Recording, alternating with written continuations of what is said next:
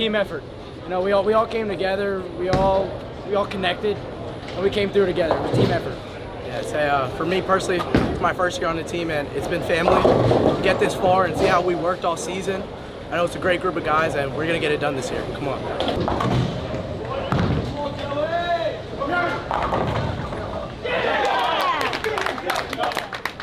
You know, we started off really hot, then we hit kind of a rough patch in the middle, but we've been working super hard, and you know, we really did well today, and I think we have a good shot at the States.